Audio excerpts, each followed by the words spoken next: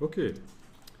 Alors, quand on a choisi les polices hier, il y a quelque chose que j'ai oublié de vous dire et il faut que je vous le dise ici, c'est que certaines polices ne fonctionnent pas avec du français. Bon, par exemple, dès qu'il y a des accents, ben, certaines polices n'ont pas la variante avec accent.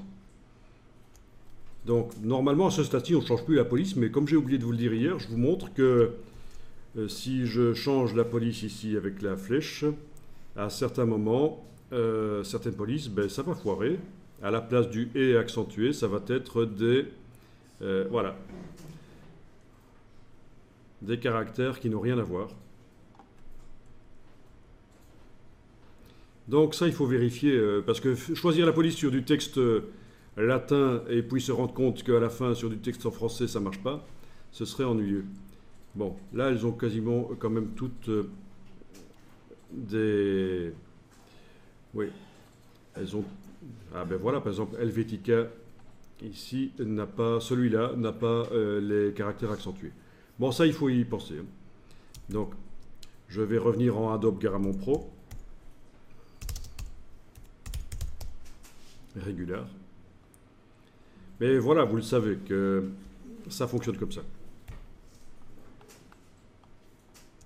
Et vous avez vu que quand la police n'a pas les caractères, ça apparaît en rose, un peu un espèce de rose saumon. Parfois, vous allez ouvrir un document InDesign sur un ordinateur et tout le texte sera surligné en rose saumon. C'est parce que la police qui est utilisée par le document n'est pas installée. Donc il faudra, dans ce cas-là, l'installer.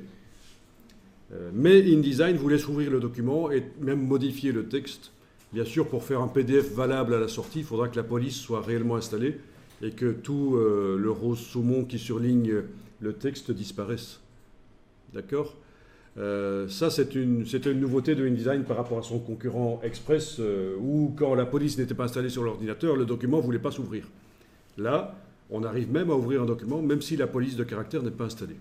Donc, si vous n'avez pas du Adobe Garamond Pro sur un ordinateur sur lequel vous ouvrez ce document, tout va être surligné en rose. C'est comme ça que ça fonctionne. Il faudra vraiment installer dans le dossier fonte de l'ordinateur la police.